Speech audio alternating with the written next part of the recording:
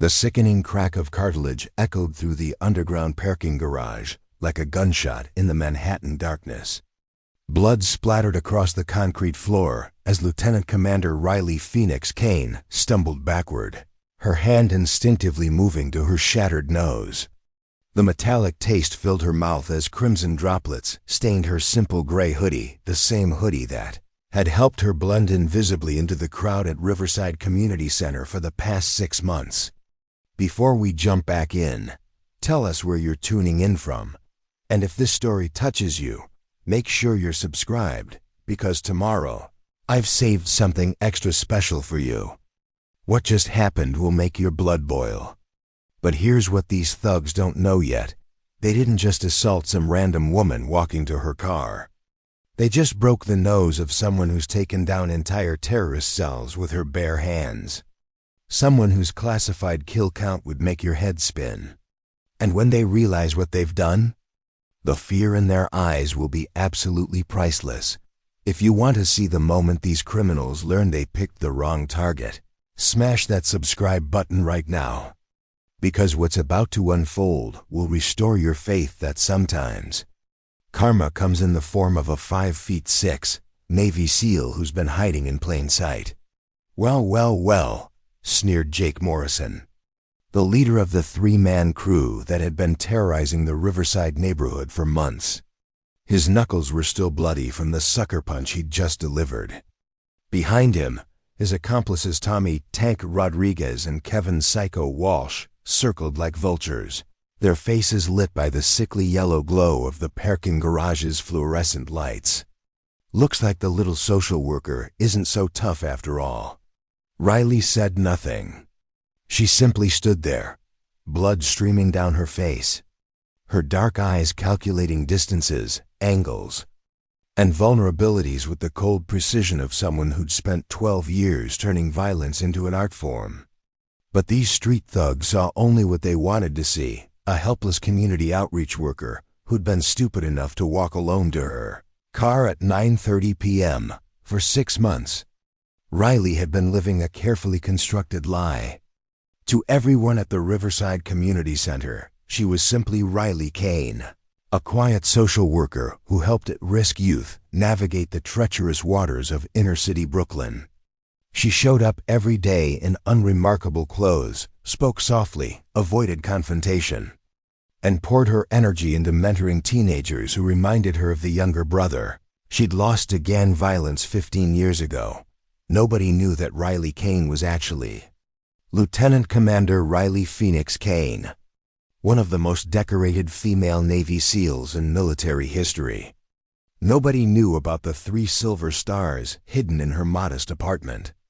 Nobody knew about Operation Ghost Protocol, where she'd single-handedly extracted 12 hostages from a Taliban compound in Afghanistan. Nobody knew about the Congressional Medal of Honor sitting in a safety deposit box at First National Bank of Brooklyn, awarded for classified missions that officially never happened.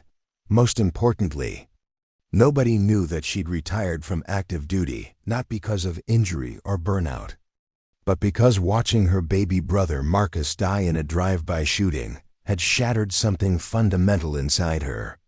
She'd spent her entire adult life fighting foreign enemies, only to lose the person she loved most to the same urban warfare plaguing her hometown. So she'd come back to Brooklyn, back to the neighborhood where she'd grown up, back to try to save kids like Marcus before they became statistics. The community center had become her sanctuary, a place where her tactical skills weren't needed, where she could make a difference without pulling triggers or calling in airstrikes, where she could be just Riley, not Phoenix, where she could heal from 12 years of authorized violence by practicing unauthorized compassion. You know what I think, boys? Morrison continued, his voice dripping with predatory satisfaction. He was 6'2", heavily muscled, with the kind of prison tattoos that advertised a resume of serious violence. I think this little do-gooder needs to learn that walking alone in our neighborhood comes with attacks.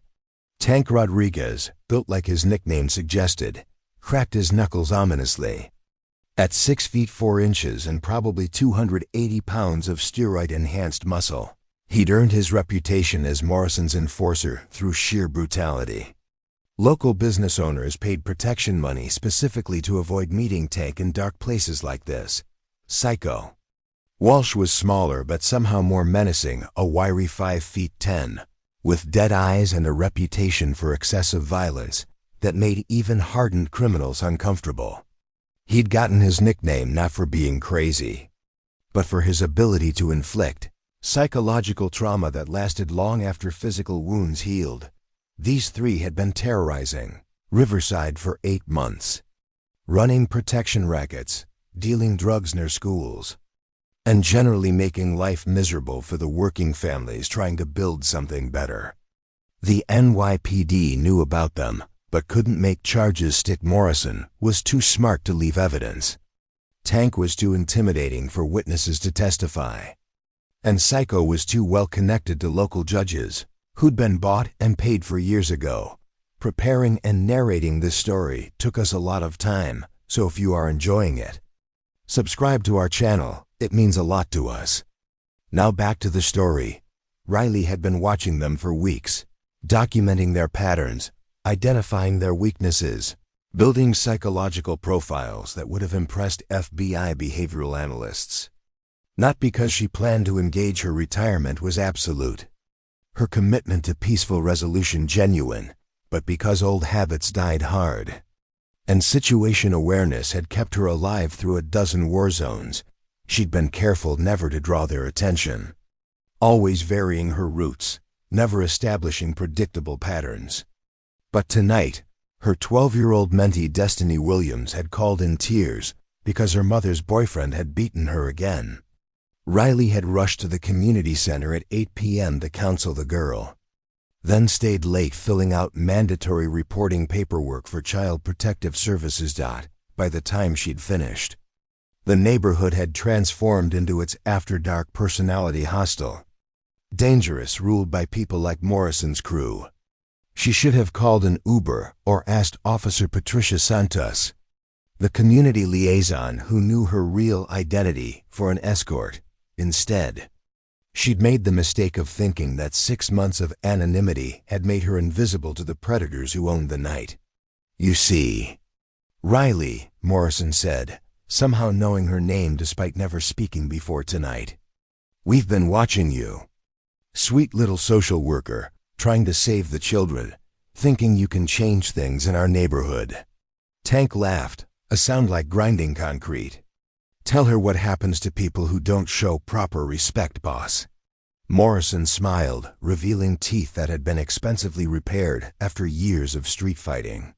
See, we run a simple business model here. Everyone pays to operate in Riverside. The corner stores pay for protection. The restaurants pay for pest control. Even the churches pay for community insurance. But you? He pointed at Riley with a finger adorned by a silver skull ring. You've been operating an unlicensed counseling service without paying the appropriate fees. Riley finally spoke, her voice steady despite the blood still flowing from her broken nose. I work for the community center. We're a registered nonprofit. We don't pay protection money to criminals. The words hung in the air like a challenge. Tank's eyes widened with surprised delight. Most people begged or cried by this point. Psycho tilted his head like a predatory bird studying interesting prey. And Morrison's smile grew wider. Did you just call us criminals? He asked with mock hurt. Boys, I think we've been insulted by the social worker. What these three thugs were about to learn was that some people are dangerous precisely because they don't look dangerous. That the most lethal warriors are often the ones who've chosen peace. That breaking someone's nose is a minor inconvenience when that someone has survived IED explosions, sniper fire, and close-quarters combat in 7 different countries. But for now, they saw only blood, only vulnerability, only an opportunity to add another victim to their collection. Riley Kane wiped the blood from her face with the back of her hand, her movements careful and controlled. Behind her calm exterior, muscle memory was awakening. Tactical awareness was sharpening. The part of her that had earned a call sign, Phoenix, for her ability to rise from impossible situations, was stirring after 6 months of forced dormancy. The real show was about to begin. Asterisk, you know what? Riley?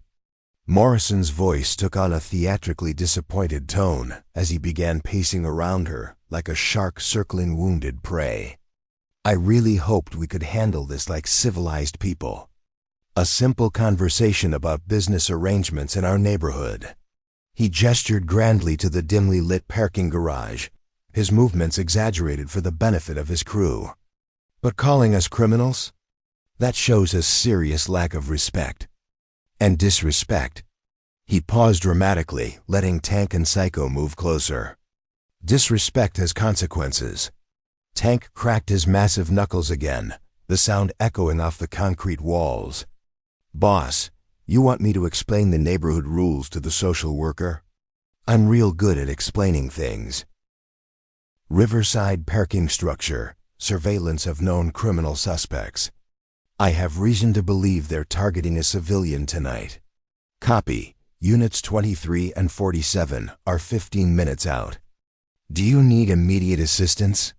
Thompson watched Riley's figure disappear into the underground parking garage, followed moments later by Morrison's distinctive black Escalade. His blood pressure spiked as he realized what was about to happen. Negative on immediate assistance, he lied, knowing that 15 minutes might be 14 minutes too late. Maintaining surveillance. Thompson had been tracking Morrison's crew for 2 years, building a case that had been repeatedly undermined by witness intimidation, evidence contamination, and what he strongly suspected was judicial corruption. Jake Morrison was smart, well-connected, and absolutely ruthless. Tank Rodriguez had a violence record dating back to juvenile detention.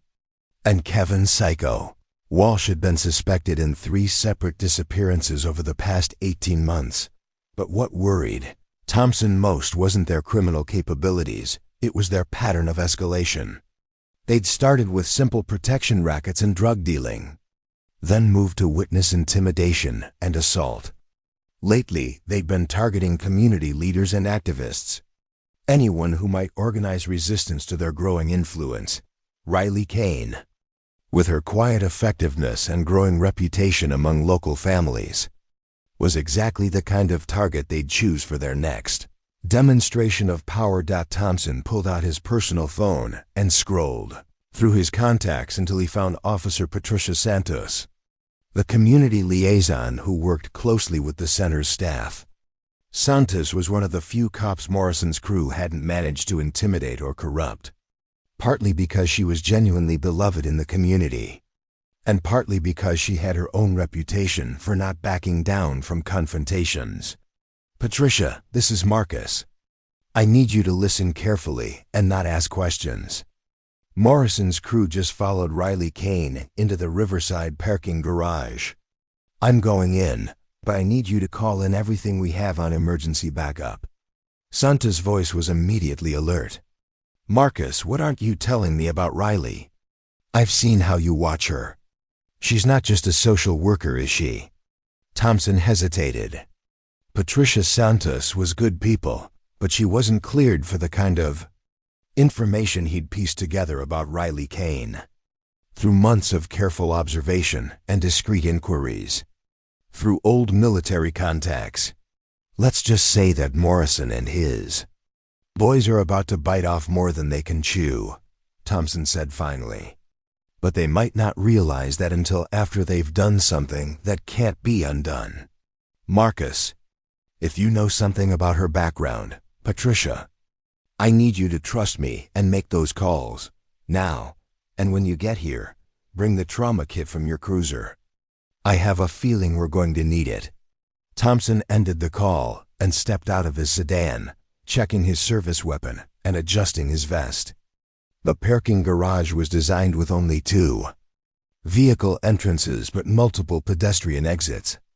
Security feature that had been added after a robbery incident 3 years earlier. As he approached the structure, Thompson could hear voices echoing from the lower level. Morrison's theatrical tone, Tank's grinding laugh, Psycho's unsettling whisper. And underneath it all, a woman's voice responding with what sounded like remarkable calm given the circumstances. Thompson had been in enough violent situations to recognize the pre-fight atmosphere, the way voices changed pitch, the way movement became more deliberate, the way time seemed to stretch and compress simultaneously. Whatever was happening down there was about to reach a tipping point. He keyed his radio again. "This is Detective Thompson. Shots fired situation developing at Riverside parking structure. I am going in. Repeat, I am going in. Any available units respond immediately." It was a lie no shots had been fired yet, but Thompson knew that shots fired would bring every cop within 10 miles. Lights and sirens blazing. Sometimes you had to bend the truth to save lives. As he entered the stairwell leading to the underground level, Thompson reflected on the strange career path that had brought him to this moment. 20 years of chasing criminals through the labyrinth of urban decay, watching neighborhoods die and sometimes resurrect themselves, learning that the line between heroes and villains was often thinner than civilians imagined. He'd seen decorated veterans become drug dealers, witnessed gang members sacrifice themselves to save children, watched federal agents commit crimes that would shock hardened criminals. But he'd also learned to recognize certain qualities that transcended simple categories: the way some people carried themselves, the way they moved through violence, the way they responded to pressure. Riley Kane had those qualities. Thompson had noticed them during their brief interactions at community events, had seen them in how she handled difficult teenagers and aggressive parents. She had the posture of someone accustomed to command, the awareness of someone trained for combat, the calm of someone who'd faced death and made peace with it. The question was whether Morrison's crew would recognize those qualities before they made a mistake that would haunt them forever. Thompson reached the lower level and heard Tank's voice echoing off the concrete walls.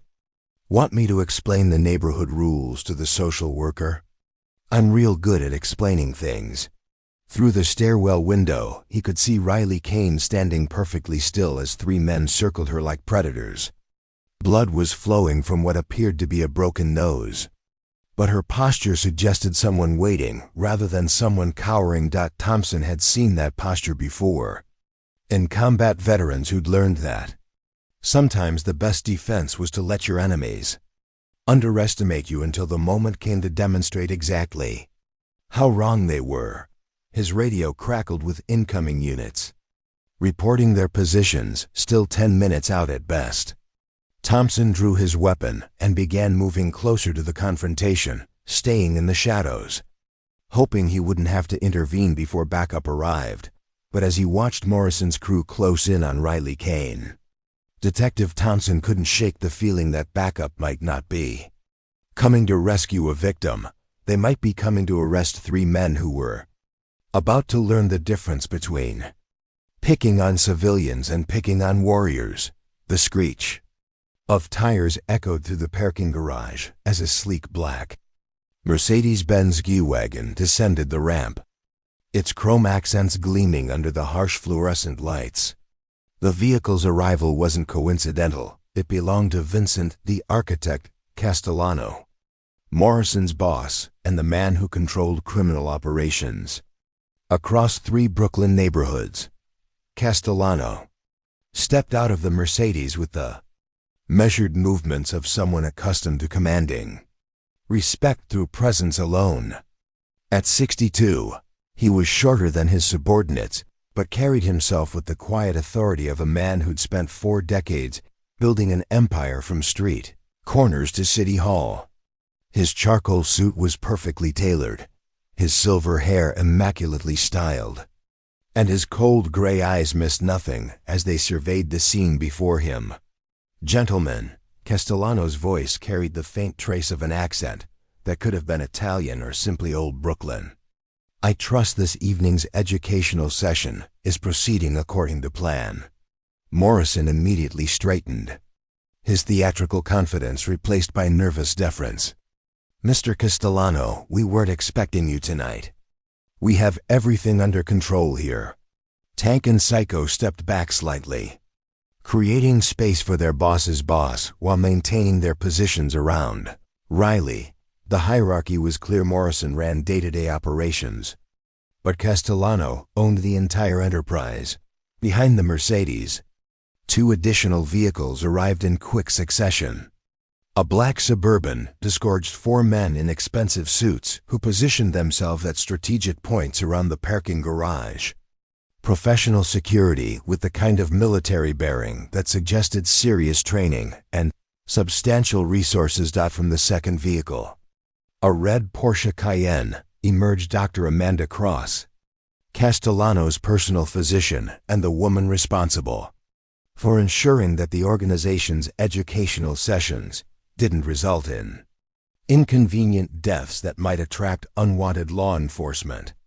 Attention. Dr. Cross was 45, impeccably dressed, and carried herself with the clinical detachment of someone who'd spent years treating injuries that couldn't be reported to hospitals. She carried a medical bag and wore latex gloves, standard preparation for managing the aftermath of Castellano's business meetings. Mr. Morrison, Castellano continued, his tone conversational but carrying an undercurrent of menace. I received some interesting information about tonight's target. Information that suggests the situation may be more complex than your initial assessment indicated. Riley remained motionless, blood still dripping from her broken nose, but her eyes tracked the new arrivals with the same calculating precision she'd shown throughout the confrontation. More variables to consider, more threats to assess, more evidence that this wasn't a random street crime but a carefully orchestrated operation. Morrison's face showed confusion mixed with growing anxiety. Sir, our intelligence indicated she was just a social worker. Your intelligence, Castellano said, with the patience of someone explaining simple concepts to a slow child, was deliberately incomplete. Tell me, Mr. Morrison, what do you know about military contractors working in civilian cover positions? The question hung in the air like a physical presence. Tank's confident smirk faded.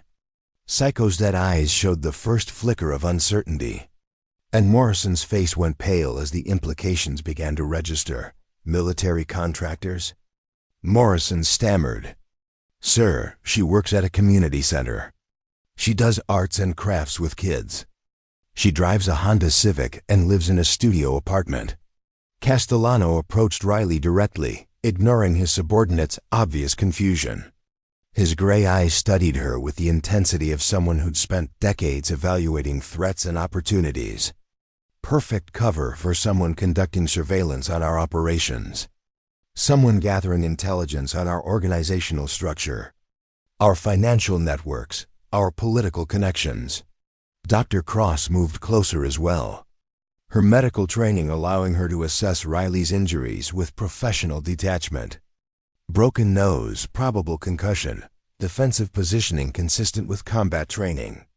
She's not responding to pain stimuli the way civilians typically do. Combat training?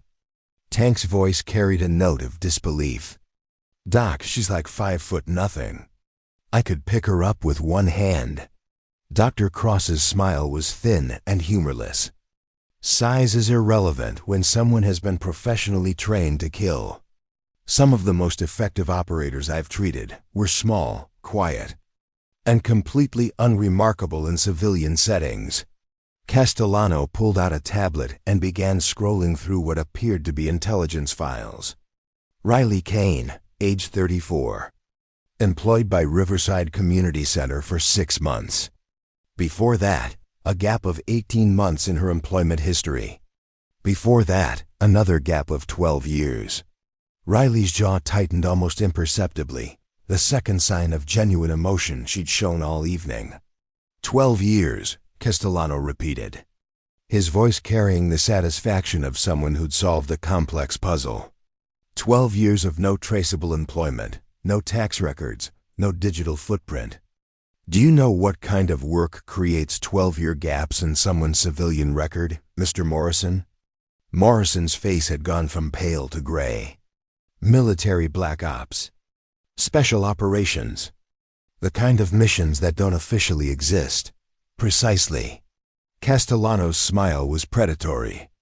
The kind of missions that create operators with specific skill sets. Operators who specialize in infiltration, intelligence gathering, and when necessary, targeted elimination of high-value targets. Psycho's hand moved instinctively toward his concealed weapon, his survival instincts finally overriding his sadistic confidence. "Boss, if she's federal, she's not federal," Castellano interrupted. "Federal agents leave paper trails, have backup protocols, operate within bureaucratic constraints. This is something else. This is private sector work. Corporate security, perhaps. Or freelance operations." The black Suburban's occupants had quietly moved to surround the immediate area, their position suggesting professional training in hostage situations and close-quarters combat. Unlike Morrison's street thugs, these men moved with the coordinated precision of a military unit. Dr. Cross completed her preliminary assessment of Riley's injuries and stepped back toward Castellano. Defensive wounds are minimal. Heart rate appears elevated but controlled. Pupil response suggests consciousness and alertness despite probable concussion. She's not in shock, which is unusual for someone experiencing this level of trauma. Because, Castellano observed, she's not experiencing trauma. She's conducting reconnaissance. Every word we've spoken, every position we've taken, every weapon we've revealed, she's cataloging all of it for future use. Riley finally spoke, her voice steady despite the blood flowing from her nose. "I'm a social worker. I help teenagers navigate difficult situations. Nothing more, nothing less." Castellano laughed, a sound like breaking glass. "Miss Kane, I've been in this business for 40 years. I've dealt with federal agents, undercover police, rival organization infiltrators, and private contractors. Each group has specific tells, specific training signatures, specific behavioral patterns." He moved closer, his gray eyes boring into hers. "You have the posture of someone accustomed to command authority. You have the situational awareness of someone trained in hostile environment operations. And most tellingly, you have the calm of someone who's faced death before and made peace with it." The parking garage fell silent, except for the distant hum of traffic from the street above. 10 people now surrounded Riley Kane, 3 street thugs who'd thought they were mugging a social worker, 4 professional security operators who recognized a potential threat when they saw one, a crime boss who'd built an empire on accurately assessing people and situations, a doctor who specialized in treating violence-related injuries, and one woman with blood on her face who hadn't shown an ounce of fear since the confrontation began. Morrison found his voice first. "Mr. Castellano, what do you want us to do?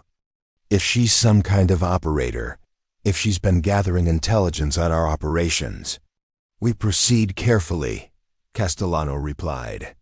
"Dr. Cross, prepare a full medical evaluation. I want to know exactly what we're dealing with: military conditioning, pharmaceutical tolerance, surgical modifications. Leave no stone unturned. And if she doesn't cooperate?"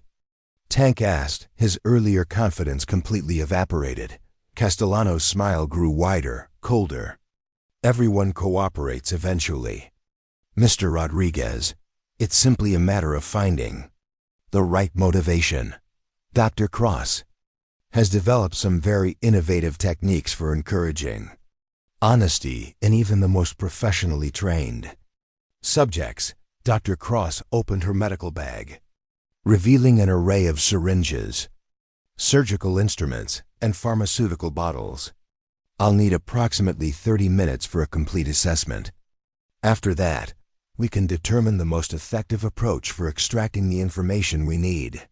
Riley Kane stood perfectly still, surrounded by people who now understood they weren't dealing with a helpless victim, but couldn't yet comprehend exactly what they were dealing with. Her broken nose continued bleeding. Her calm never wavered, and somewhere in the distance, sirens were beginning to wail, What none of them knew was that Detective Thompson was less than 50 yards away, calling in every favor he'd accumulated over 28 years of police work, or that backup units were closing in with lights and sirens blazing. Most importantly, none of them knew that breaking Riley Kane's nose had been like pulling the pin from a grenade. The explosion was about to begin. Castellano pulled out his phone and speed-dialed a number that connected him directly to Judge Harrison Blackmere, a man whose gambling debts had made him particularly receptive to the organization's financial assistance over the past 3 years. The call was answered on the first ring. "Your Honor, Vincent Castellano. I need an emergency judicial order for investigative detention. National security implications." Castellano's voice carried the smooth confidence of someone who'd made similar calls dozens of times. "Yes, I understand the hour. This can't wait until morning." Riley watched this display of institutional corruption with the same analytical detachment she'd shown throughout the confrontation. Castellano wasn't just a street-level crime boss, he was someone with sufficient political connections to manipulate the legal system in real time.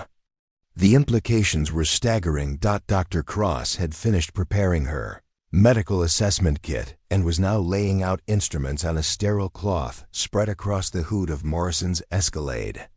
Syringes, surgical implements, and various pharmaceutical bottles were arranged with the precision of someone who'd performed similar procedures countless times before. "Mr. Castellano," Dr. Cross called out without looking up from her preparations, "I'll need complete cooperation from the subject for an accurate assessment.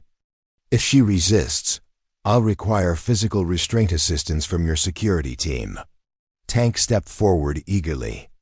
"Doc, I'm happy to provide whatever restraint assistance you need. I got a lot of experience keeping people still when they don't want to be still." "That won't be necessary," Castellano replied, ending his phone call with obvious satisfaction. "Judge Blackmere is issuing an emergency detention order for suspected terrorist surveillance activities. The paperwork will be filed within the hour." Morrison's confusion was evident on his face. "Terrorist surveillance?" "Sir, she works at a community center with kids." "Perfect cover," Castellano explained with the patience of someone educating valuable but limited subordinates. "Think about it, community centers are gathering places for local families. Social workers have access to personal information, financial records, behavioral patterns. Someone conducting long-term surveillance on neighborhood power structures couldn't ask for better positioning." Psycho Walsh had been unusually quiet during Castellano's arrival, but now he spoke up with his characteristic whisper. "Boss, what if she's not alone? What if there's a whole team conducting surveillance? What if this is bigger than just one operator?" The question sent visible tension through the assembled group. The 4 professional security operators immediately shifted their positions, scanning the parking garage's entrance points with renewed intensity. Even Dr. Cross paused in her preparations to consider the implications. Castellano's gray eyes narrowed as he processed this possibility. "An excellent point, Mr. Walsh. Miss Kane, I'm going to give you one opportunity to save everyone involved a great deal of unpleasantness. How many people are you working with? What organization are you representing? What specific intelligence have you gathered?" Rayleigh's response was immediate and delivered with the same calm she'd maintained throughout the confrontation. "I work alone. I represent the Riverside Community Center. And the only intelligence I've gathered is that this neighborhood has a serious problem with violent criminals who target innocent people." Tank laughed, the sound echoing harshly off the concrete walls. "Lady, you got some serious balls talking tough when you're surrounded by 10 people who could make you disappear forever." 11 people, came a voice from the parking garage's entrance. Everyone turned to see Detective Thompson emerging from the stairwell, his service weapon drawn but pointed at the ground, his badge clearly visible on his belt.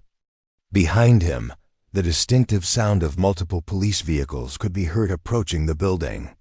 "NYPD," Thompson announced clearly. "Nobody move. Nobody reach for anything. Everyone keep your hands where I can see them." Morrison's face cycled through panic, confusion, and desperate calculation. "Detective Thompson, this is just a business meeting. We're having a conversation with Miss Kane about community cooperation." "Right," Thompson replied with obvious skepticism. "That's why she's bleeding from what appears to be a broken nose. And why you've got medical equipment laid out like you're preparing for surgery." Castellano stepped forward with the smooth confidence of someone accustomed to managing law enforcement complications. "Detective Thompson, I believe there's been a misunderstanding. We received intelligence suggesting that Miss Kane might be conducting unauthorized surveillance activities in this neighborhood. We were simply investigating the matter. By assaulting her? By asking questions. Miss Kane appears to have sustained her injuries in a fall Dr. Cross was preparing to provide medical assistance." Thompson's 28 years of police experience had taught him to recognize polished lies when he heard them.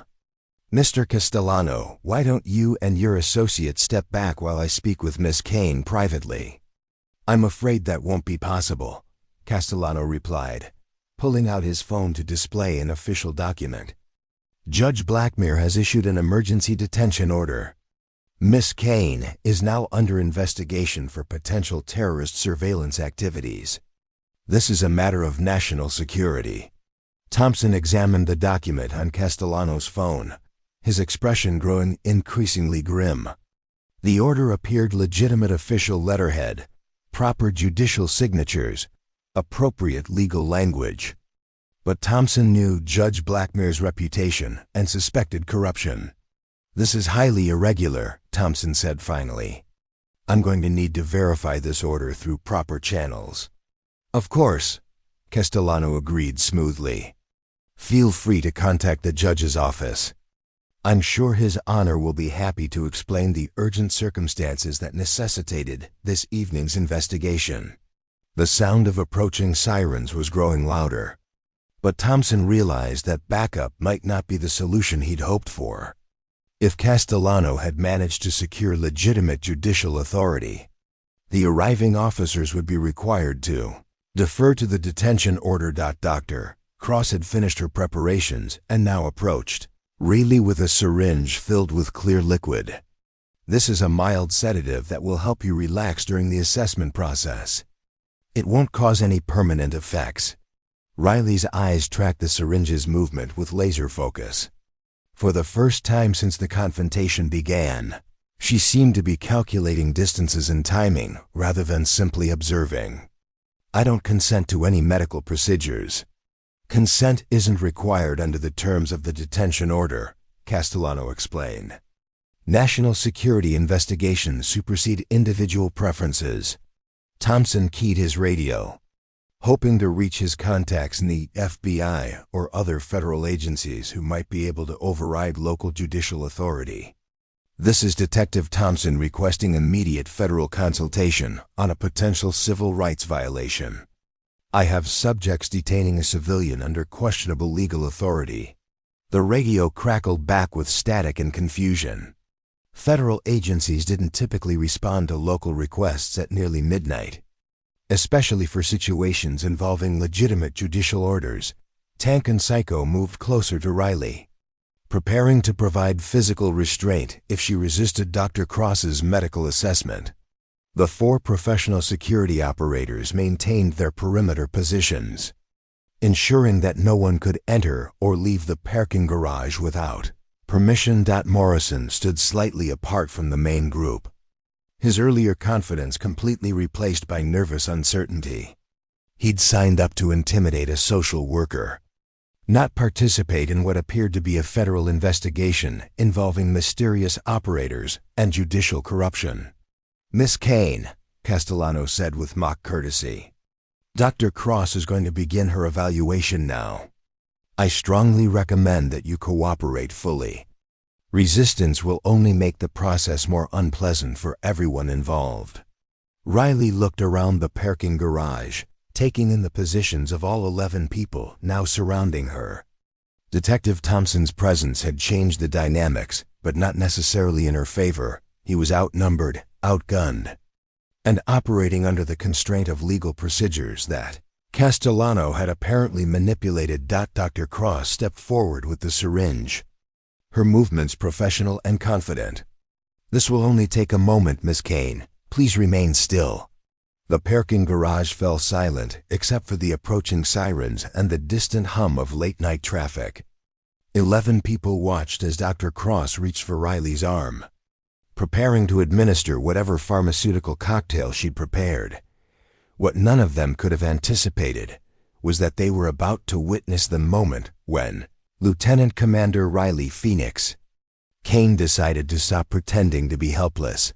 The syringe was 6 inches from Riley's arm when she moved, and when Phoenix moved, everything changed. The movement was impossibly fast, impossibly precise, and impossibly devastating. Riley's left hand shot up like a striking snake, intercepting Dr. Cross's wrist with surgical accuracy. The syringe flew from the doctor's grasp, spinning through the fluorescent-lit air to shatter against the concrete wall. Simultaneously, Riley's right elbow drove backward into Tank's solar plexus with the force of a sledgehammer, doubling over the massive man who'd been positioning himself behind her. "Gun!" one of Castellano's security operators shouted, reaching for his concealed weapon. Riley pivoted on her left foot, her body flowing like water on Tank's collapsing form. Her right hand caught the disoriented security operator's wrist before his weapon cleared leather, while her left knee drove upward into his ribs with a sickening crack that echoed through the parking garage. The entire sequence from Dr. Cross's approach to 2 grown men writhing on the concrete had taken less than 3 seconds. Detective Thompson's training kicked in automatically. "NYPD, everyone freeze. Drop your weapons." But the parking garage had already erupted into chaos. Psycho Walsh was reaching for his tactical knife while Morrison scrambled backward toward his Escalade. Castellano's remaining 3 security operators were drawing weapons with professional speed. Their earlier confidence replaced by the grim realization that they were facing someone far beyond their expectations. Riley moved again, this time toward Psycho Walsh, whose knife was halfway out of its concealment. Her movement was a blur of controlled violence, a palm strike to his throat that crushed his larynx, followed by a leg sweep that sent him crashing into Morrison's vehicle hard enough to dent the passenger door. "Stop! Stop right now!"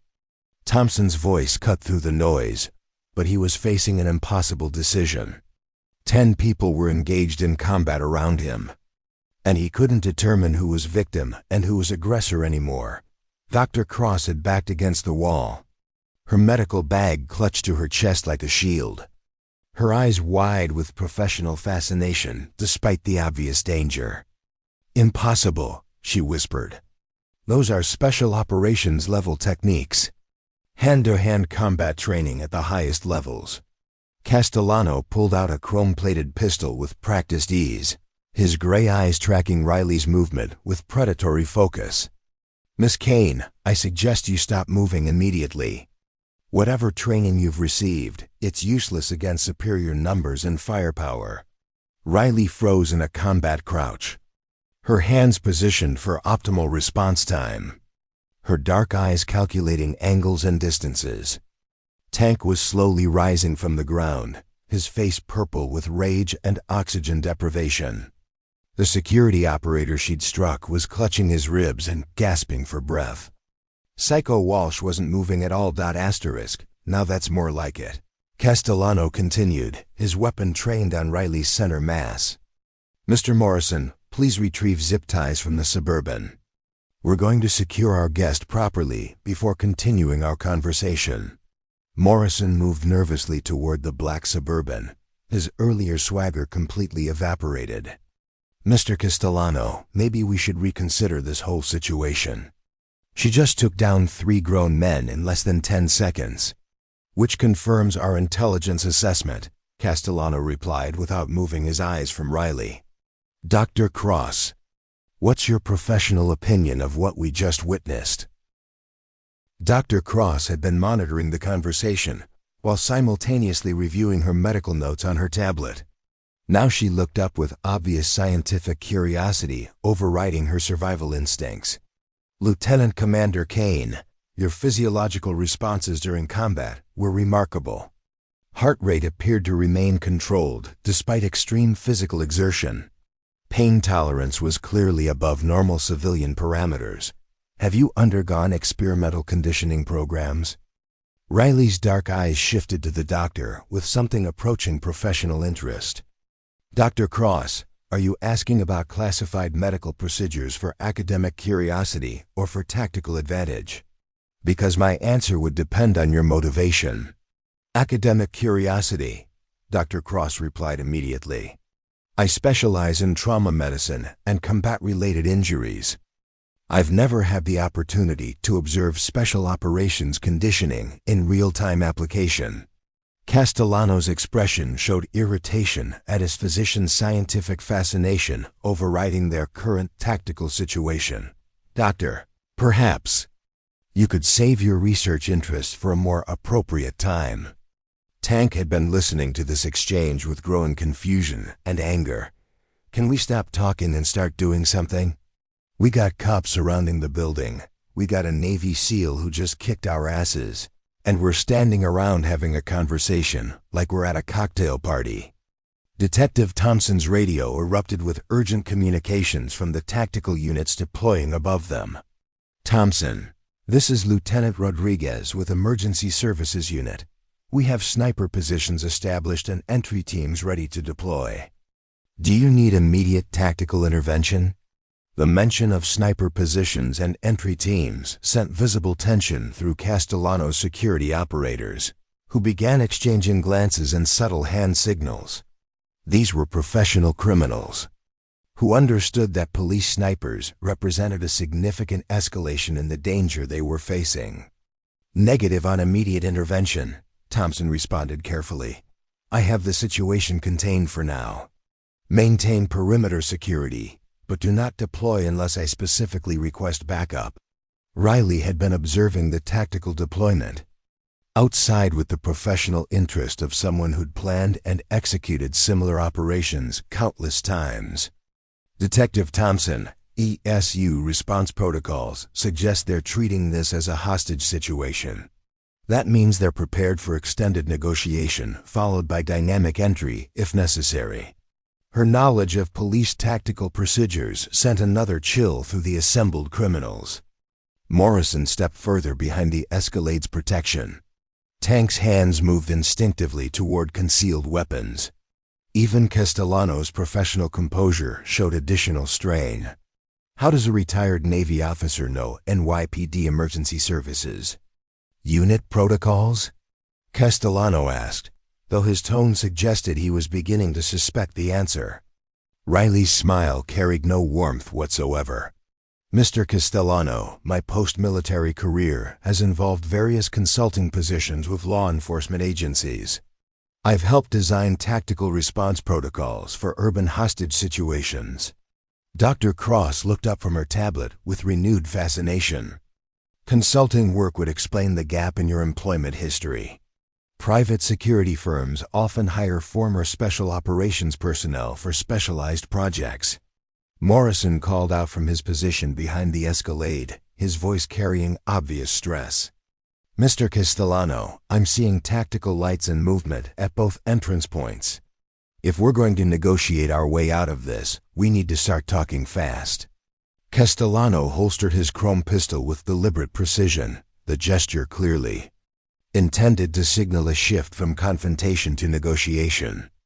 Lieutenant Commander Kane, Detective Thompson, I believe we've reached an impasse that requires creative problem-solving. Thompson's weapon remained trained on the crime boss despite the gesture of de-escalation. The only problem I see is multiple felony violations that need to result in arrests and prosecutions. Perhaps, Castellano agreed smoothly. But consider the broader implications. Miss Kane has been conducting surveillance on local business operations for 6 months. That surveillance has undoubtedly gathered intelligence about financial networks, political connections, and operational procedures that could compromise numerous ongoing investigations. Riley's eyes narrowed slightly as she processed the implications of Castellano's words. You're suggesting that prosecuting your organization would require exposing intelligence operations that law enforcement agencies prefer to keep classified. Precisely. Castellano's smile returned, colder than before. Federal agencies have invested considerable resources in monitoring criminal enterprises in this area. Premature arrests could compromise years of careful intelligence gathering. Detective Thompson's face showed the grim realization that he might be caught between competing law enforcement priorities that extended far beyond his precinct's jurisdiction. Are you saying that federal agencies have been using Miss Kane's community center position as cover for surveillance operations? The parking garage fell silent except for the continuing radio chatter from tactical units and the distant hum of police vehicles maintaining perimeter security. 9 people stood frozen in a complex web of conflicting interests, hidden agendas, and tactical considerations that none of them had fully anticipated. Riley Kane wiped more blood from her broken nose, her movements careful and controlled. When she finally spoke, her voice carried the weight of someone who'd navigated similar gray areas throughout her military career. Gentlemen, I think it's time we all stopped pretending we don't know exactly what's happening here. And with those words, Lieutenant Commander Riley Phoenix Kane prepared to reveal the truth that would change everything they thought they understood about the situation. Riley reached into her blood-stained hoodie with deliberate slowness, her movements calculated to avoid triggering any nervous weapons fire from the assembled criminals and law enforcement. What she withdrew wasn't a weapon. It was a small leather credential case that she held up for everyone to see. "My name is Lieutenant Commander Riley Kane," she said, her voice carrying the authority of absolute truth for the first time all evening. "But for the past 6 months, I've been operating under federal contract as part of Joint Task Force Shadowfall, a classified multi-agency operation targeting organized crime networks with suspected international terrorism connections." Detective Thompson's weapon wavered slightly as the implications hit him like a physical blow. "Federal contract? You're telling me you've been undercover this entire time?" Riley flipped open the credential case, revealing official identification. That made Castellano's face go pale, and Tank's jaw drop open. The ID showed her photograph alongside federal agency seals, clearance levels, and authorization codes that clearly indicated legitimate government operation. "The Riverside Community Center position was deep cover," Riley continued, blood still dripping from her nose but her voice steady and professional.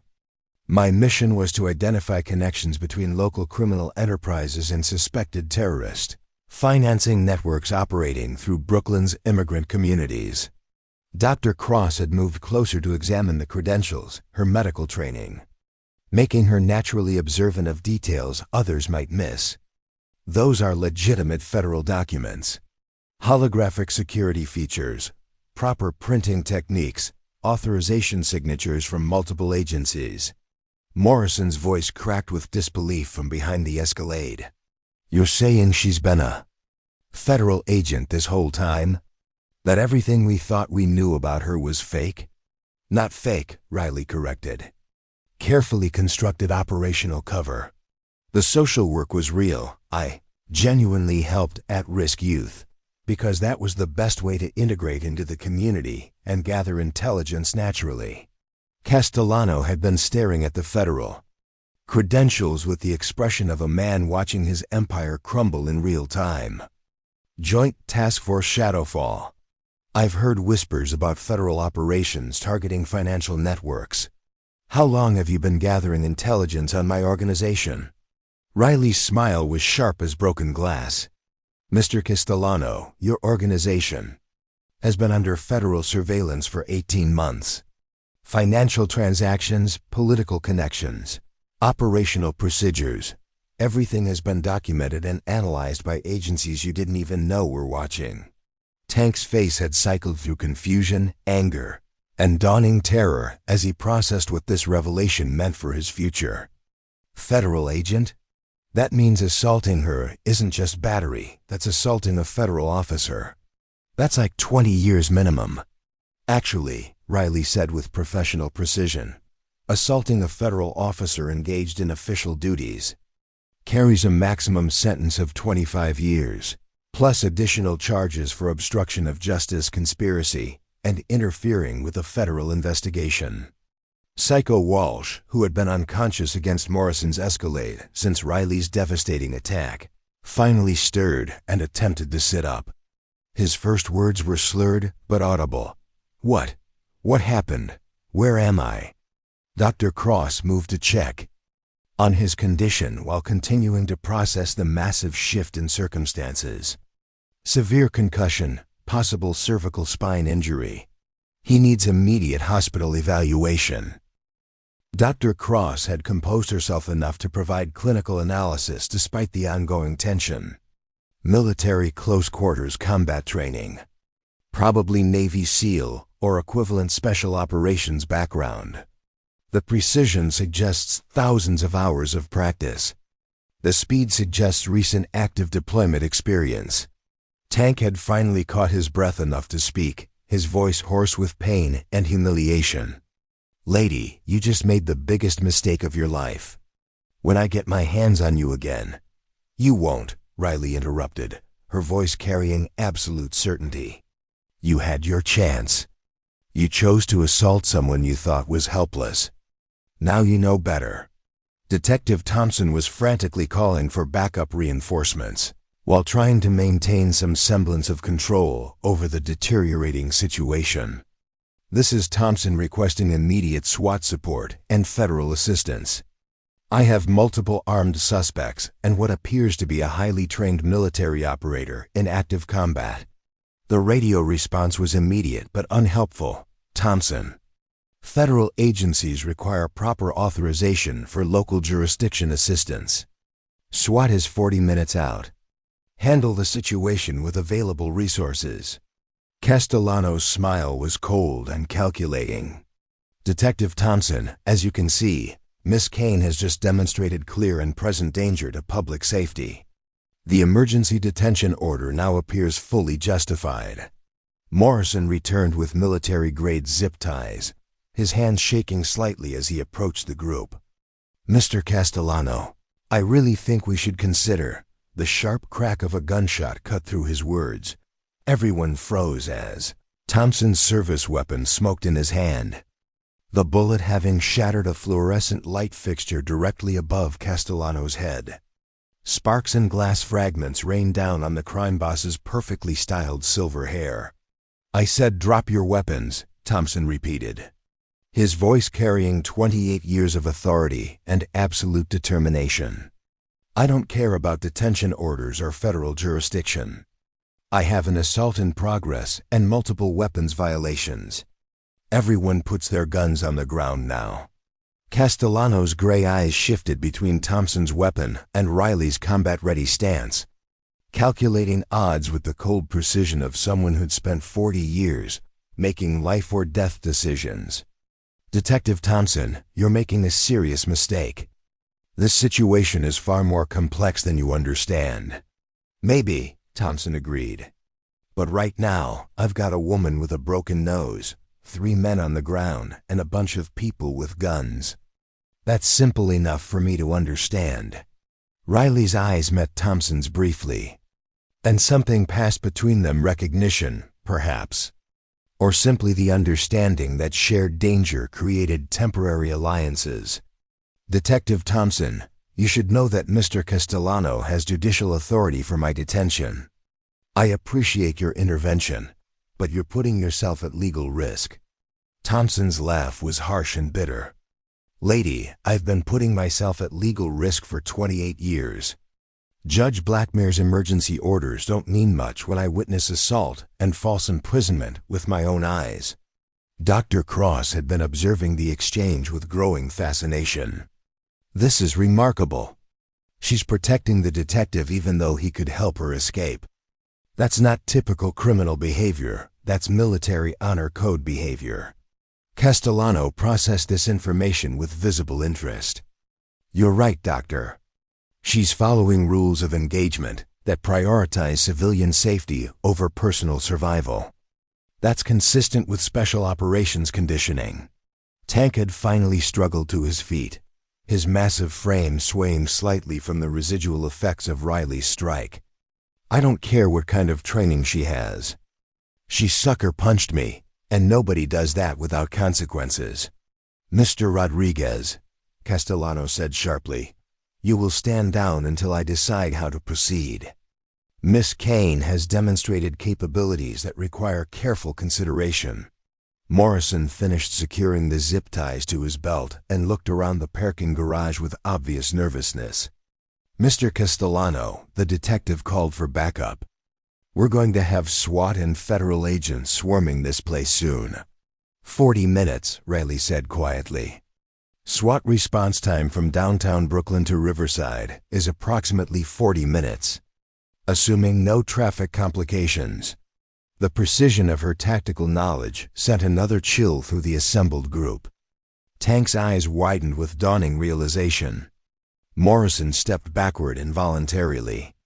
Even Castellano's professional composure showed cracks. Dr. Cross pulled out her tablet and began making rapid notes. Detailed knowledge of law enforcement response times. Situational awareness consistent with intelligence gathering operations. Combat reflexes that suggest active recent deployment. Thompson kept his weapon trained on Castellano while addressing Riley directly. Miss Kane, I'm going to need you to explain exactly who are and what's happening here. Riley was quiet for several seconds, her dark eyes moving between Thompson's concerned face and Castellano's calculating stare. When she finally spoke, her voice carried the weight of someone who'd made difficult decisions under impossible circumstances countless times before. Detective Thompson. My name is Lieutenant Commander Riley Kane, United States Navy, retired. These men assaulted me in what appears to be a coordinated operation based on intelligence they'd gathered about my background and activities. The parking garage fell silent except for Tank's labored breathing and the distant sound of approaching sirens that might or might not represent rescue. Castellano's smile grew wider as the pieces of the puzzle finally clicked into place. Lieutenant Commander, Navy Special Operations. That explains everything, gentlemen. We're not dealing with a social worker who knows self-defense. We're dealing with a weapon. And for the first time since the confrontation began, Riley Kane allowed herself to smile back. Mr. Castellano, she said quietly, you have no idea what kind of weapon you're dealing with. The wail of sirens grew significantly louder as the first wave of backup units screeched into the Riverside Community Center's parking lot above them. Red and blue lights began strobing through the garage's entrance ramp, casting eerie shadows across the concrete walls and creating a disorienting light show that made everyone's faces appear skeletal and threatening. Detective Thompson's radio crackled with urgent communications from the arriving units. Thompson, this is Sergeant Martinez with Units 23, 47, and 52. We have your location surrounded. What's your status down there? Multiple suspects, weapons drawn, one injured civilian, situation unstable. Thompson responded without taking his eyes off Castellano's chrome pistol. I need tactical units to secure all entrances before anyone else gets hurt. Castellano's expression shifted from predatory confidence to careful calculation as he processed the implications of increased police presence. His 40 years of criminal enterprise had taught him when to fight and when to negotiate. And right now the odds were shifting rapidly against direct confrontation. Dr. Cross, he called out without moving his weapon from Riley's position. How quickly can you administer a heavy sedative to our guest? Something that would render her unconscious for transport purposes. Dr. Cross had been backing slowly toward the Mercedes, her medical bag clutched protectively against her chest. Mr. Castellano, given her apparent military conditioning, standard sedatives might not be effective. I'd need specialized pharmaceuticals that aren't in my current kit. Riley's smile grew slightly wider, though blood still dripped steadily from her broken nose. Doctor, you should also consider that military medical training includes extensive education about pharmaceutical countermeasures. Most special operations personnel have built up tolerances to common sedatives. Tank had been flexing his hands repeatedly, trying to work feeling back into his fingers after Riley's devastating elbow strike. Now he spoke up with obvious frustration and pain. Boss, forget the drugs. Let me just knock her unconscious the old-fashioned way. I owe her for that sucker punch anyway. Mr. Rodriguez, Castellano's voice carried sharp warning. You will not approach Miss Kane again without my explicit authorization. She's already demonstrated that close-quarters combat is inadvisable. Morrison had positioned himself behind the Escalade, using the vehicle as cover while he monitored the entrance ramp for incoming police officers. Mr. Castellano, we've got tactical problems. Multiple escape routes are already compromised. If SWAT deploys properly, we're going to be trapped down here. The crime boss processed this tactical assessment while maintaining his focus on the immediate threat represented by Riley Kane. His gray eyes moved between her calm face and Detective Thompson's determined stance, calculating variables and probabilities with the cold precision of someone who'd survived 4 decades in a business where miscalculations were typically fatal. Detective Thompson, Castellano said finally, his tone shifting to something resembling reasonable negotiation. I believe we can resolve this situation to everyone's satisfaction.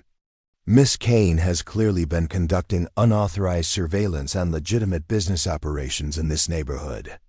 That constitutes a security threat that requires proper investigation.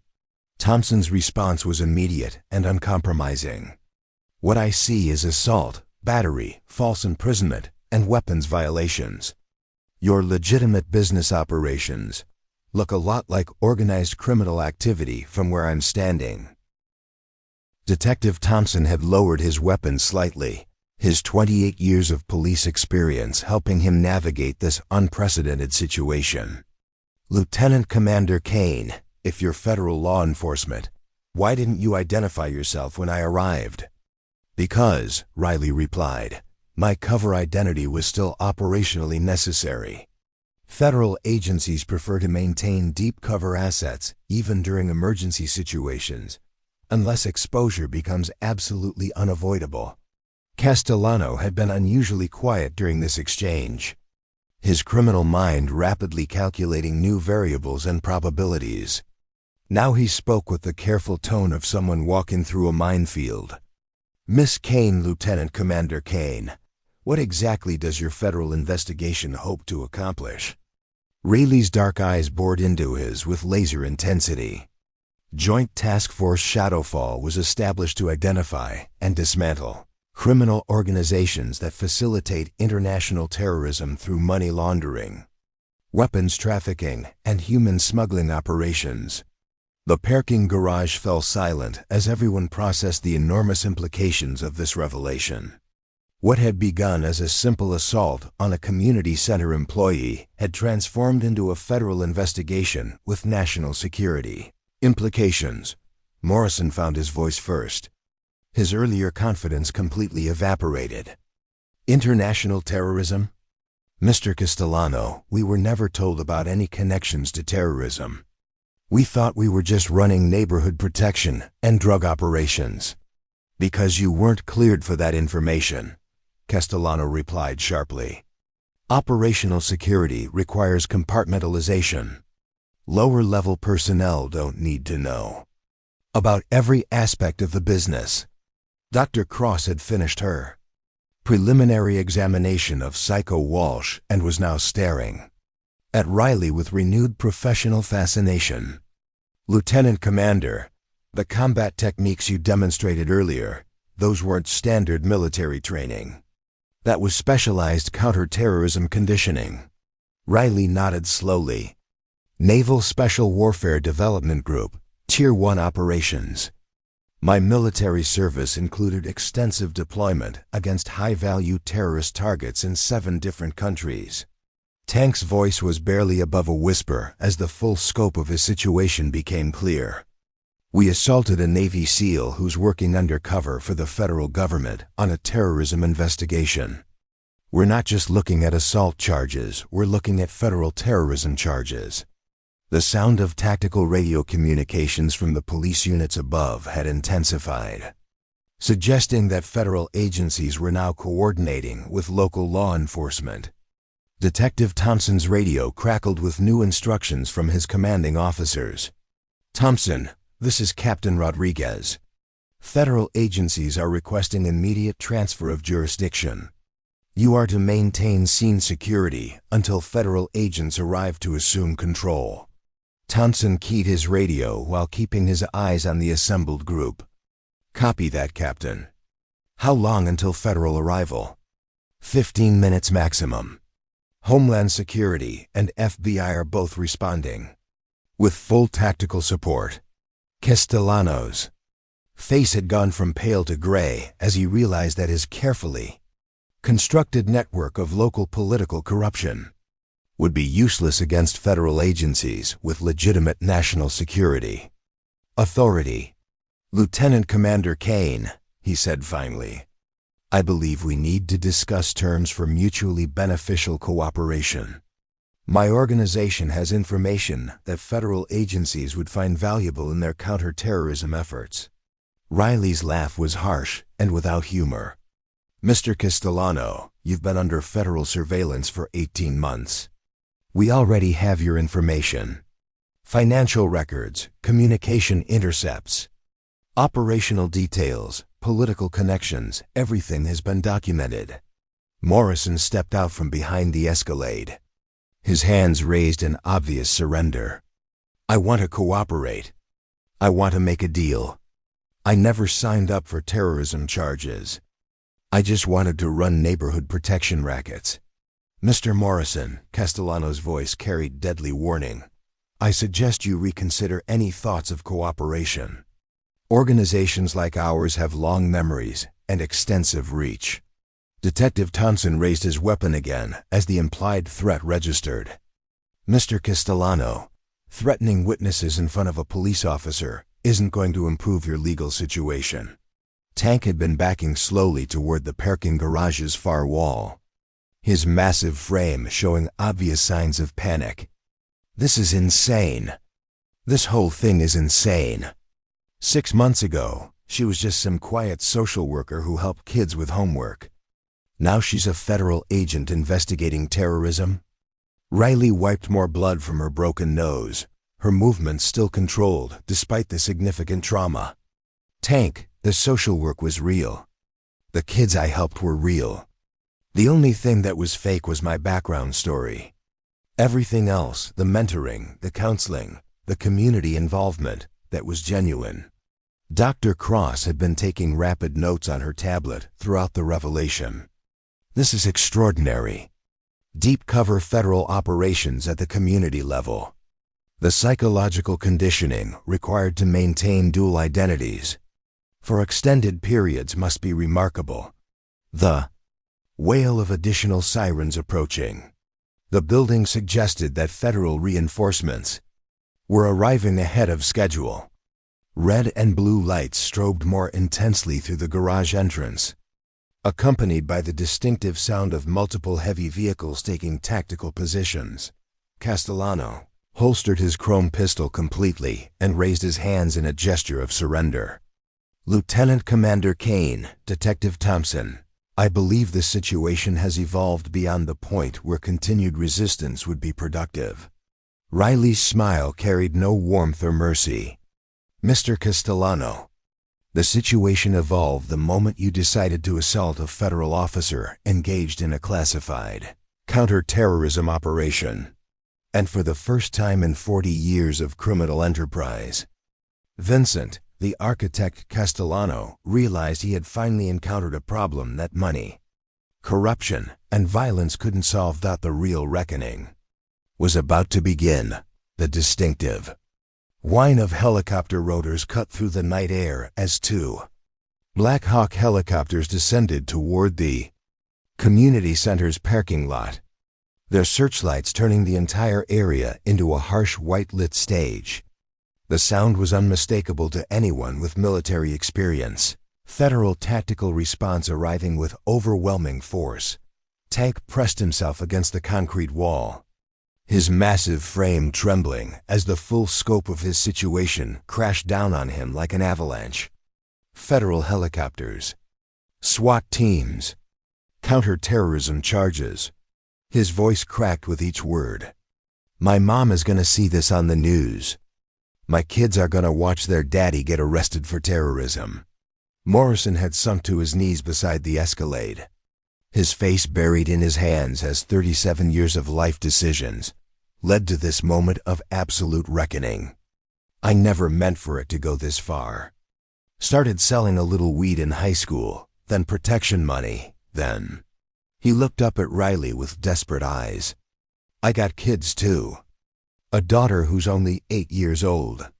Dr. Cross had stopped taking notes on her tablet, instead staring at her medical bag with the dawning realization that her trauma medicine expertise had made her complicit in federal crimes. I thought I was helping injured people. Castellano told me I was providing emergency medical care for accidents, workplace injuries. Nothing more. Detective Thompson's radio exploded with coordinated federal communications as multiple agencies established command structure in real time. All units, this is FBI Special Agent Martinez, assuming operational control. Local law enforcement maintain perimeter security. Federal tactical teams are deploying for subject extraction. Castellano remained standing with his hands raised, but his gray eyes showed the calculating intelligence that had built his criminal empire over 4 decades. Lieutenant Commander Kane, before federal agents take control, I believe we should discuss the broader implications of tonight's events. Riley wiped blood from her nose with the back of her hand, her federal credentials still visible in her other hand. Mr. Castellano, the only implication that matters is that your organization has been completely compromised. Every financial transaction, every political connection, every operational detail has been documented by federal agencies for 18 months. Tank's voice rose to nearly a shout as panic overwhelmed his criminal composure. 18 months? You've been watching us for 18 months? Everything we did, everyone we talked to, everywhere we went? Joint Task Force Shadowfall employs comprehensive surveillance techniques, Riley confirmed with clinical precision. Electronic intercepts, financial monitoring, behavioral analysis, photographic documentation. Your organization's entire operational structure has been mapped in real time. Morrison struggled to his feet, his legs shaking with a combination of fear and disbelief. The community center. You were watching us from the community center. All those times we drove past, all those times we conducted business near the building, you were documenting everything. Dr. Cross had begun packing her medical equipment with trembling hands, her professional composure completely shattered. The medical procedures I performed treating injuries from your business operations, those are all evidence now. Every person I helped, every injury I treated, it's all going to be used in federal court. The helicopter searchlights swept across the parking garage entrance as tactical teams prepared for deployment. Riley could hear the distinctive sound of fast rope equipment being prepared. Federal agents would be on the ground within minutes. Detective Thompson approached Riley carefully, his 28 years of police experience helping him navigate this unprecedented situation. Lieutenant Commander Kane, I need to understand something. When I saw you working at the community center over the past months, when we talked at neighborhood meetings, was any of that real? Rayleigh's expression softened slightly, showing the first hint of genuine emotion since revealing her true identity. Detective Thompson, the work was real. The kids I helped were real. The community programs, the mentoring, the after-school activities, all of that was genuine. Deep cover requires becoming the person you're pretending to be. Tank had been listening to this exchange with growing confusion and anger. So you actually cared about those kids? You actually gave a damn about helping people while you were setting us up for federal prosecution? The two things weren't mutually exclusive, Riley replied. Helping at-risk youth navigate difficult circumstances was both operationally necessary and personally meaningful. Many of those kids were being recruited by organizations like yours. Castellano's voice cut through the emotional revelations with cold practicality. Gentlemen, Dr. Cross, I suggest you focus on immediate survival rather than philosophical discussions about motivations.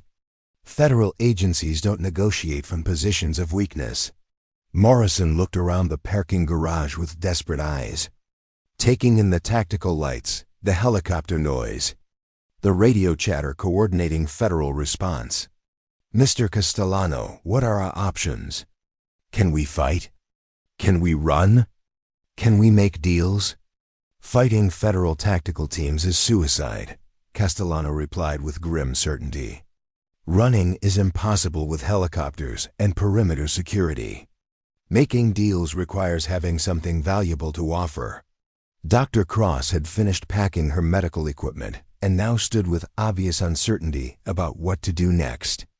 Mr. Castellano, do we have something valuable to offer? Information that federal agencies might want? Castellano's smile was thin and humorless. Doctor, if Lieutenant Commander Kane is correct about the scope of federal surveillance, they already possess most information we could offer. Our value would lie in confirming details and providing testimony against larger networks. Tank's voice carried desperate hope mixed with bitter realization. You mean cooperate? Turn against the organization? Become informants? I mean survive, Castellano replied sharply. Federal terrorism charges carry mandatory minimum sentences that would mean dying in federal prison. Cooperation might reduce those sentences to something survivable. Riley had been monitoring the tactical communications on Detective Thompson's radio while listening to their discussion. Federal tactical teams are 60 seconds from deployment. If you're going to surrender, now would be the appropriate time. Morrison stepped forward with his hands raised high above his head. I surrender. I want to cooperate. I have information about other criminal organizations, about political connections, about financial networks that federal agencies would want. Tank remained pressed against the wall, his massive frame still trembling with fear and uncertainty. What about our families? What about protection? Cooperating with federal agencies means our families become targets. Dr. Cross had been silent during this exchange, but now she spoke with the clinical precision of someone who'd spent years analyzing risk and benefit calculations. Federal witness protection programs provide comprehensive security for cooperating subjects and their immediate family members. Psycho Walsh, who had been semi-conscious throughout most of the revelations, finally managed to sit up against the escalade and speak coherently. What's happening? Why are there helicopters? Where are we? Detective Thompson moved to check on Walsh's condition while keeping his weapon ready. Mr. Walsh, you're under arrest for assault on a federal officer and conspiracy charges related to terrorism investigations. Walsh's eyes widened with confusion and dawning terror. Federal officer? Terrorism? I thought we were just shaking down a social worker for protection money. Riley's laugh was harsh and without humor.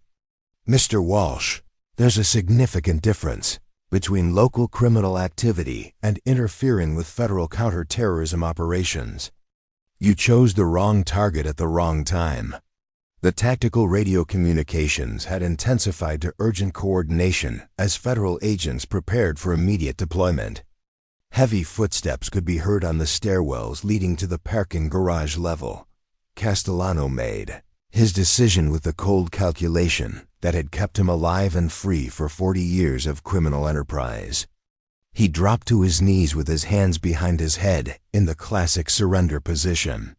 "Federal agents," he called out loudly, his voice carrying clearly through the parking garage. "This is Vincent Castellano. My associates and I are surrendering voluntarily. We have a federal officer who requires immediate medical attention, and we wish to cooperate fully with the investigation." Tank followed Castellano's example, dropping his massive frame to the concrete with obvious relief that the decision had been made for him. Morrison was already on his knees with his hands raised. Dr. Cross had set down her medical bag and assumed the surrender position with professional precision only.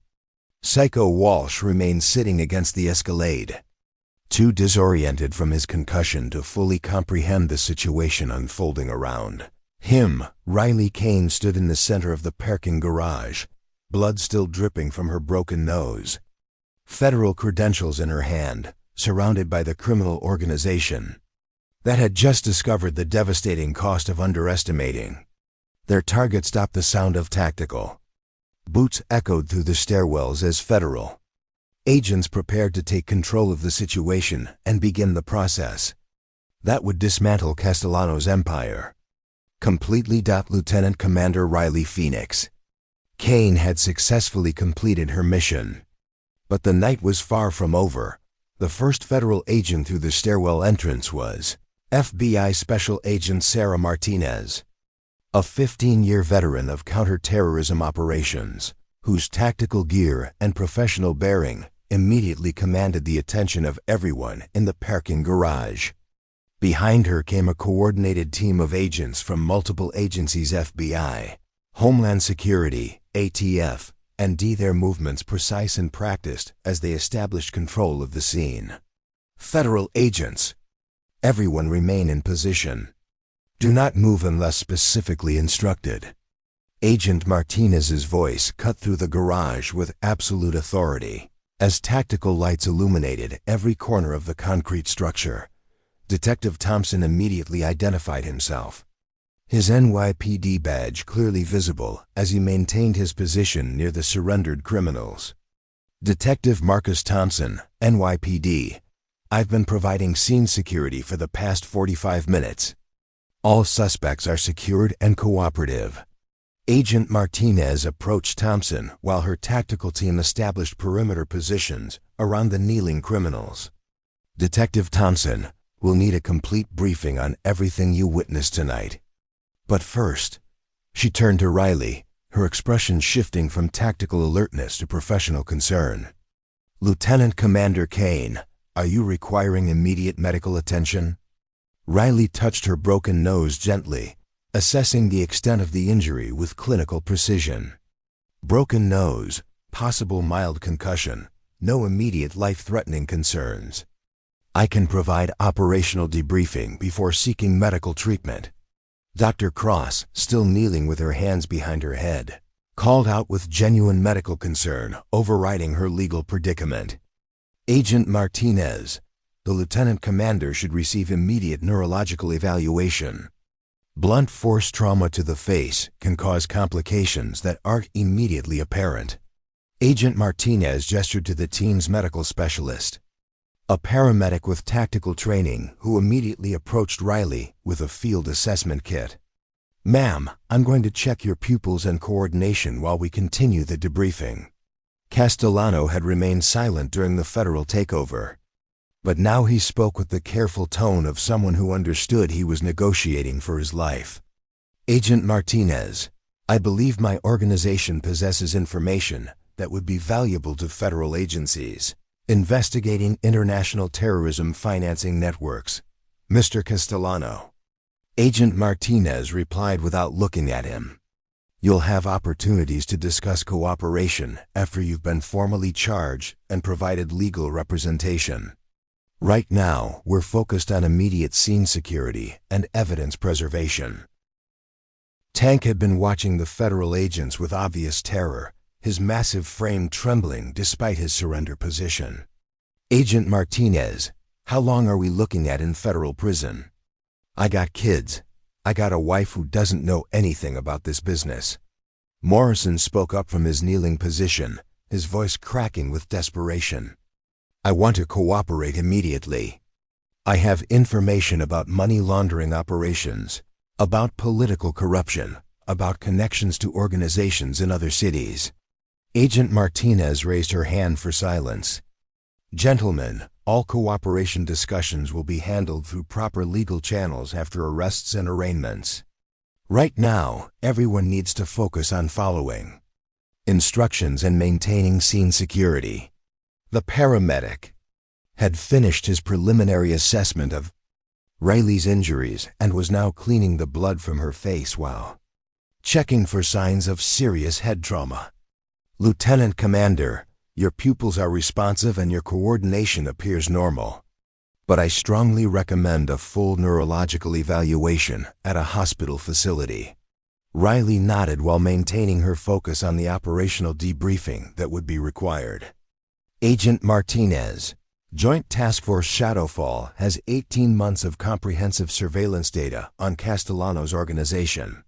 Financial records, communication intercepts, photographic documentation, behavioral analysis, everything is stored in secure federal databases." Agent Martinez pulled out a secure tablet and began accessing classified files. "Lieutenant Commander, we'll need detailed operational reports on all intelligence gathered during your deep cover assignment. But first, I need to understand how your cover was compromised tonight." Detective Thompson stepped forward to provide his perspective on the evening's events. "Agent Martinez, I observed the assault from surveillance position across the street.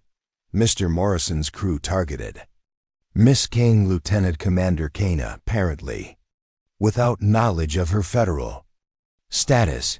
Dr. Cross had been listening to this exchange with growing understanding of how completely her situation had deteriorated. "Agent Martinez, I need you to understand that I was told I was providing emergency medical care for workplace accidents. I had no knowledge of federal investigations or terrorism-related activities." Agent Martinez looked up from her tablet with professional skepticism. "Dr. Cross, treating injuries from criminal activities without reporting to law enforcement agencies is a federal crime regardless of your stated knowledge level." Psycho Walsh had finally regained enough consciousness to understand his surroundings, and his first coherent words were addressed to Riley with obvious confusion. "You're a federal agent? All this time, you were a federal agent? How is that possible?" Riley's response was delivered with the clinical precision of someone who'd spent months maintaining operational cover. "Mr. Walsh, deep cover federal operations require extensive preparation and psychological conditioning. My social worker identity was carefully constructed to provide legitimate access to community networks." Agent Martinez had finished reviewing preliminary files on her tablet and now began the formal process of establishing federal jurisdiction. "Detective Thompson, NYPD will maintain scene security while federal agents process evidence and conduct preliminary interviews. We'll need statements from all witnesses and a complete inventory of physical evidence." Tank's voice carried genuine remorse mixed with desperate hope for leniency. "Agent Martinez, I never signed up for terrorism charges. We thought we were just running neighborhood protection rackets. If I'd known about federal investigations, about counterterrorism operations, Mr. Rodriguez," Agent Martinez interrupted. "Ignorance of federal law enforcement operations doesn't constitute a legal defense. Assaulting federal officers carries mandatory minimum sentences regardless of your knowledge of their status." Morrison had been silent during the formal processing, but now he spoke with obvious desperation. "Agent Martinez, What kind of deals are federal agencies willing to make for cooperation? What kind of sentence reductions are possible for providing information about other criminal organizations? Agent Martinez's response was professionally neutral. Mr. Morrison, federal sentencing guidelines provide mechanisms for cooperation consideration. But all plea negotiations must be handled through appropriate legal channels after formal charges are filed. The parking garage had filled with additional federal personnel, evidence technicians, photographers, communication specialists, and supervisory agents from multiple agencies. The scene had transformed from a simple assault investigation into a major federal operation with national security implications. Castellano had been observing this federal mobilization with the calculating intelligence that had built his criminal empire. Agent Martinez, I believe federal agencies underestimate the scope of the networks my organization has documented. International connections, political corruption at multiple government levels, financial systems that extend far beyond local criminal activities. Agent Martinez finally looked directly at Castellano, her expression showing the professional interest of someone who'd spent 15 years investigating complex criminal conspiracies. Mr. Castellano, if your organization possesses information about international terrorism financing, federal agencies will certainly be interested in discussing cooperation arrangements. Dr. Cross had been watching the federal response with growing fascination despite her legal predicament. This is extraordinary. Counter-terrorism operations at the community level. The resources required, the coordination between agencies, the long-term commitment to deep cover operations. It represents a massive federal investment. Riley had been monitoring the federal response while receiving medical treatment from the paramedic. Dr. Cross, Joint Task Force. Shadowfall represents a new approach to counter-terrorism embedding federal agents in community organizations to identify and disrupt terrorist financing networks before they can support operational activities. The tactical radio communications had shifted from emergency response coordination to evidence processing protocols as federal agencies established long-term control of the investigation. Multiple agencies were now coordinating what would clearly become a major federal prosecution with implications extending far beyond the 5 criminals kneeling in the Riverside Community Center's parking garage. Agent Martinez received an urgent communication through her secure radio and responded with professional efficiency. Copy that command. Lieutenant Commander Kane's operational cover is officially terminated. Begin transition protocols for witness protection evaluation. And with those words, Riley Kane realized that her life as a quiet social worker, helping at-risk youth in Brooklyn, was over forever. 6 months later, Riley Kane stood in the witness box of the Federal District Court for the Eastern District of New York. Her right hand raised as she swore to tell the truth in the trial that would become known as United States v. Castellano et al. The courtroom was packed with federal prosecutors, defense attorneys, media representatives, and family members of the defendants whose lives had been forever changed by that night in the Riverside parking garage. Her broken nose had healed completely, leaving only a small scar that served as a permanent reminder of the moment when her carefully constructed cover identity had been shattered by Tank Rodriguez's sucker punch. But the psychological impact of transitioning from deep cover federal agent back to her real identity had proven far more challenging than any physical injury. Lieutenant Commander Kane. Federal Prosecutor Amanda Reynolds began, her voice carrying the confidence of someone who'd spent 18 months preparing for this moment. Please tell the court about your assignment to Joint Task Force Shadowfall and your mission parameters at the Riverside Community Center. Rayleigh's response was delivered with military precision, each word carefully chosen for maximum impact on the 12 jurors who would determine the fate of Castellano's criminal organization. Your Honor, I was assigned to conduct deep cover surveillance of suspected terrorism financing networks operating through Brooklyn's immigrant communities. My cover identity as a social worker provided legitimate access to community networks without raising suspicion. Defense attorney Marcus Webb, representing Vincent Castellano, immediately objected. Your Honor, the defendant was never informed that he was targeting a federal agent. This constitutes entrapment under federal law. Judge Patricia Morrison, no relation to defendant Jake Morrison, sustained the objection with obvious reluctance. The entrapment defense had been a central theme of the defense strategy throughout the 6-month trial preparation. Though federal prosecutors had assembled overwhelming evidence that Castellano's organization had been conducting criminal activities long before Riley's assignment began, Tank Rodriguez, now wearing an orange federal jumpsuit instead of his usual street clothes, had been staring at Riley throughout her testimony with a combination of respect and bitter regret. His cooperation agreement with federal prosecutors had resulted in a reduced sentence of 15 years, instead of the life imprisonment he'd originally faced. But his family had paid the price. His wife had divorced him. His children refused to visit, and his mother had disowned him publicly. Lieutenant Commander Kane, Prosecutor Reynolds continued. Please describe the events of November 15th that led to the exposure of your federal identity and the arrest of the defendants.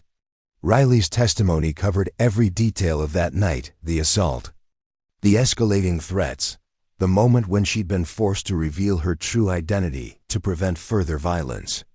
The courtroom was silent as she described Tank's punch breaking her nose, Morrison's attempted intimidation, and Castellano's sophisticated understanding of how to manipulate federal legal systems. Dr. Amanda Cross, who had accepted a plea agreement in exchange for her cooperation, sat in the gallery wearing civilian clothes instead of her usual medical attire.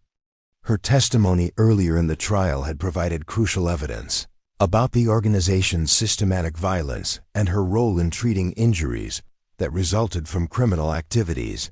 Morrison, whose cooperation had been the most extensive among the defendants, had been sentenced to 8 years in federal prison after providing detailed information about political corruption networks that extended into city government, state agencies, and even federal contractor relationships. Psycho Walsh had refused all cooperation offers and was facing life imprisonment for his role in multiple disappearances that federal investigators had linked to the organization. His tactical knife, recovered from the parking garage, had contained DNA evidence connecting him to 3 separate homicides over the past 2 years. Your Honor, Defense Attorney Webb said during cross-examination, isn't it true that Lieutenant Commander Kane's deep cover operation violated the civil rights of every person she encountered during her 18-month assignment? That her surveillance constituted illegal government intrusion into private community activities? Riley's response reflected the legal training she'd received in preparation for her testimony. Counselor, Joint Task Force Shadowfall operated under proper federal warrants and judicial oversight. All surveillance activities were conducted within established constitutional parameters.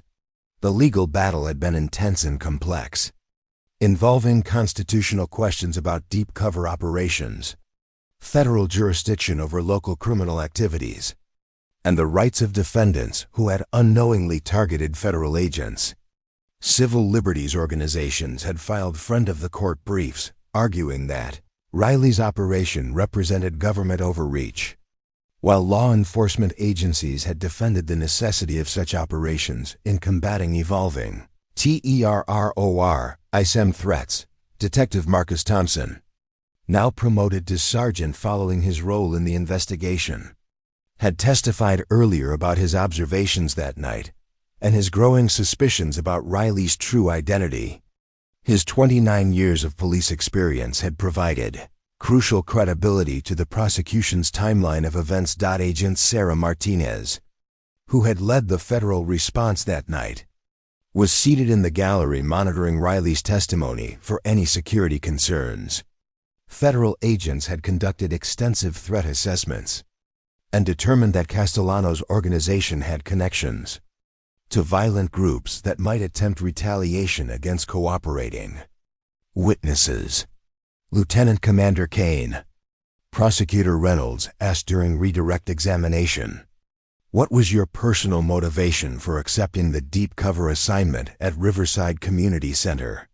Riley's answer reflected the complex emotional journey she'd experienced over the past 2 years. "Your Honor, my military service had been focused on overseas counterterrorism operations. The opportunity to identify and disrupt terrorist financing networks operating in American communities represented a chance to serve my country on domestic soil while genuinely helping at-risk youth who reminded me of my younger brother." The mention of her brother Marcus killed in gang violence 15 years earlier had been a central theme of the prosecution's case. Federal prosecutors had argued that Riley's genuine commitment to helping inner-city youth had made her deep cover operation authentic rather than manipulative. Judge Morrison called for a brief recess, and Riley stepped down from the witness box for what would likely be her final testimony in the case. Federal prosecutors expected jury deliberations to begin within days, and legal experts predicted convictions on most charges given the overwhelming evidence that had been presented. As she walked through the courthouse corridors, surrounded by federal marshals providing security, Riley reflected on how completely her life had changed since that night in the parking garage. Her social work at Riverside Community Center had been genuine, and several of the teenagers she'd mentored had written letters to federal prosecutors describing how her guidance had helped them avoid criminal recruitment. But her career as Lieutenant Commander Riley Phoenix Kane was effectively over. Federal agencies had offered her new assignments, other deep cover operations, training positions, supervisory roles in counterterrorism units, but Riley had declined them all. Instead, she'd accepted a position with a private foundation that provided educational scholarships to at-risk youth in urban communities.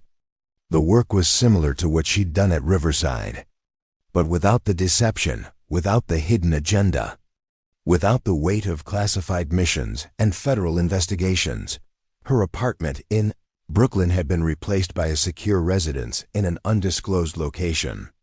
Her Honda Civic traded for a vehicle with enhanced security features.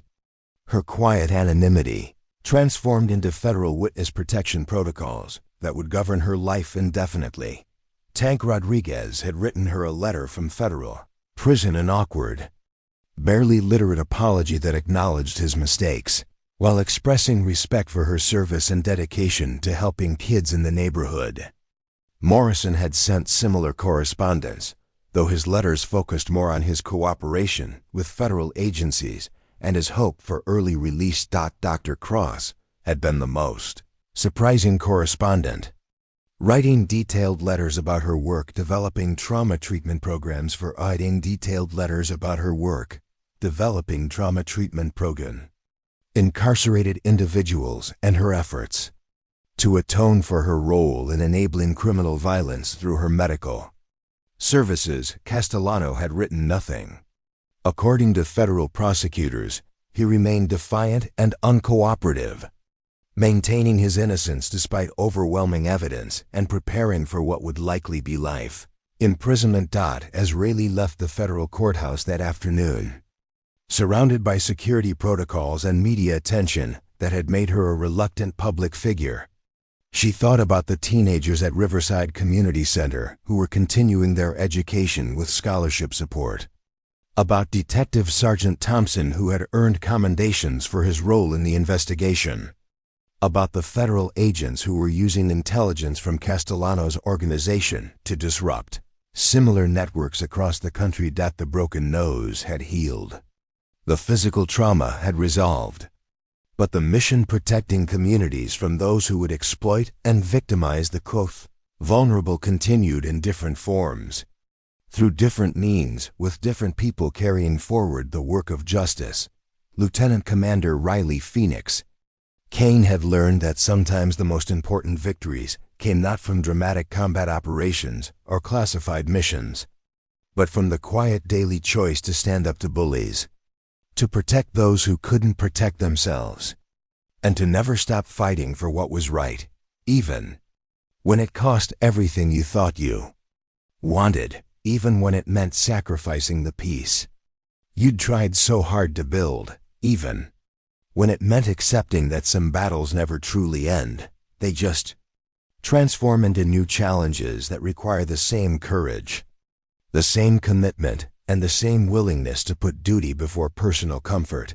The story that began with a broken nose and a parking garage had become something much larger, a testament to the truth that real strength comes not from avoiding conflict, but from choosing to face it when innocent people need someone to stand between them and those who would do them harm. Riley Kane walked into her uncertain future carrying that knowledge, and the quiet satisfaction of knowing that when it mattered most, when everything was on the line, she had chosen correctly. The mission was complete. The next mission was about to begin.